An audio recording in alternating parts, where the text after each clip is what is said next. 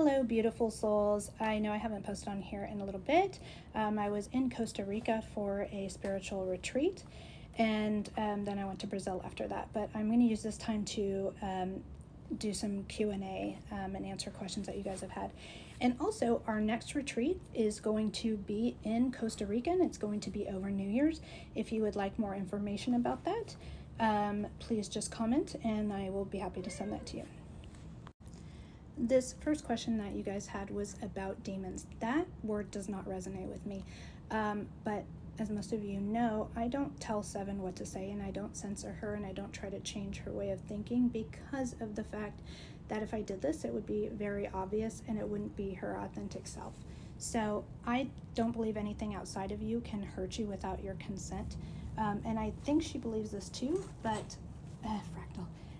She believes this too, but again, I just, we haven't really got into that, and I don't use that term. But these beings cannot really be, they don't really come after humans very often. They can be accessed in the astral realm or in the dream space, but they don't really come to Earth. That being said, most of you saw how Sevyn was really serious about this matter, and the reason why is she was captured by one of these beings in a past life, and her blue avians had to save her, and many of her family members have been hurt by these beings too and almost killed. So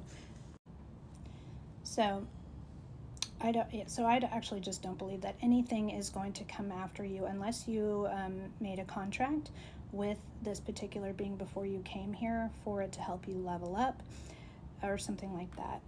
In most of the removals that I've done for people that have attachments and things of that nature, we have been able to always ascertain what role this being played in their spiritual evolution.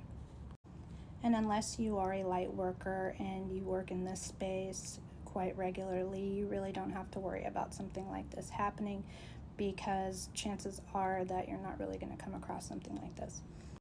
The second question I was asked was, where did I get my necklace? It was that the Jetty key necklace. It's made out of copper. I got it by a man named Arcturus Raw. It is, you can get it on Etsy, Acturus Raw. And if you just tell him that Psychic Kirsten sent you, he will give you a discount. But it opens portals, it closes portals, it balances the chakras, it does cellular regeneration. It does a lot of really phenomenal things. The third question you guys had was, what do Sevyn and I think about what's happening in the world? Well, if you noticed, we don't really go into those things, and here's why. We always send those energies love, and we usually spend time going into meditation and really sending them lots of love and beautiful energy to get through this experience. But we don't spend a lot of time talking about it, because that's precisely what they want us to do. When we go down rabbit holes and we aren't working on ourselves and we aren't working on coming together, we are further separating ourselves from anything. So any message that takes us farther away from separation is not something that we're going to spend any time on, because it's not helpful, and this is what we are trying to get away from. And this is actually why they have, why they do things like this. This is why they put movies out about things, not because they want to get around the karma loop, but because they want us to manifest these things for them, because they don't have the collective power to manifest these things. So that's what they do, is they put it out into the public, so then we then manifest it for them. This is essentially what we're doing, is these are all big distractions. These are all big distractions. And they're real and they're serious, and our heart goes out to the people that are experiencing them, but they are trying to distract us from the bigger picture.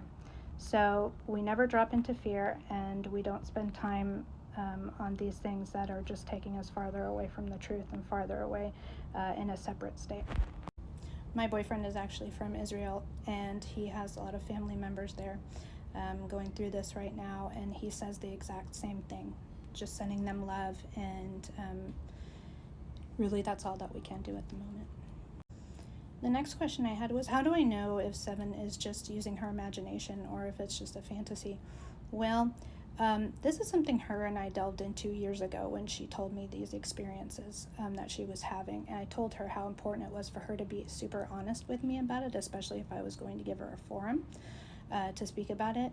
And that she had to always be honest. So she and I have that relationship, and I know when she's a pretty honest little girl, honestly. She hasn't really lied to me, I don't think, ever.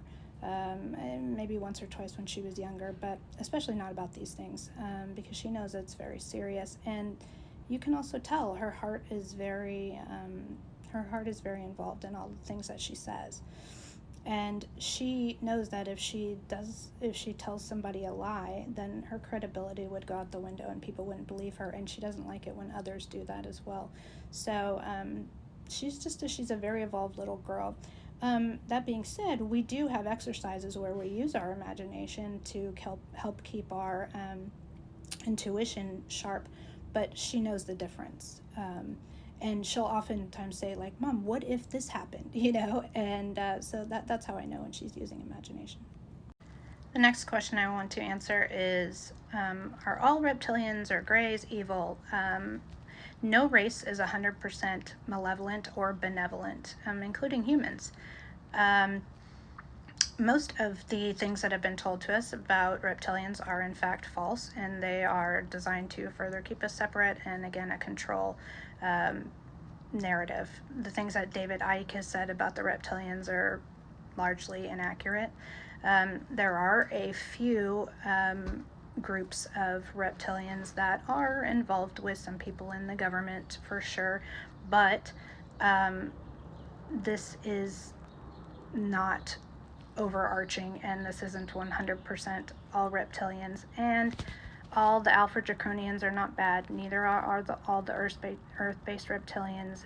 Neither are all the Theta Tauri, although they are a type 2 being with a very high malevolency rating. But most of the time, they just keep to themselves, you guys. And it's because most of them don't want anything to do with humans because, for one, we're not honorable, we're untrustworthy, we lie, and we're unpredictable. So most of these beings you'll find have a really high sense of honor and dignity, and they're very loyal to their race and to their people and to just themselves. So this is why a lot of these different reptilians that you hear about as being negative, it's not that they're negative, you guys. It's just that they don't really like a lot of human beings because of the things that we've done. And that being said, the only way we change these things is by proving otherwise, right? And not that we need to prove it to them, but prove it to ourselves. And once they see that we've changed some of the things, you're going to find a lot of things change. Now, the Zetas are an interesting race because of the fact that they have these bodies that are they're not organic. And they've done a lot of things that they self-admittedly say were wrong in order to preserve their species, but they are not also evil, okay? There are many of them that are lovely and benevolent, but as with every race, you guys, there are some that are bad, and there are some that do not so nice things. But calling every race, like saying a whole race of people is bad, it is really not helpful, and it keeps us further separate.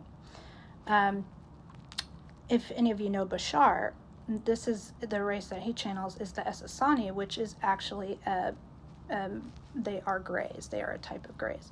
So it's really, I think a lot of you might be confused when you're saying, oh, they are all evil, because this is not the case, and I've never ever seen that with one race. The entire race is one way, apart from the blue avians, and there are a couple of other Pleiadian races that are solely benevolent. They are a type 1 species, which means that they will never interfere in anything, and they understand that everything is a co-creation, and they never hurt anything or anyone. But these are rare beings. All All right, well, I hope this answered some questions for you guys, and I really want to thank all of the followers for really trusting us and for opening your hearts and staying in a place of love, because I know that a lot of the things we say are challenging, but we appreciate you guys and love you.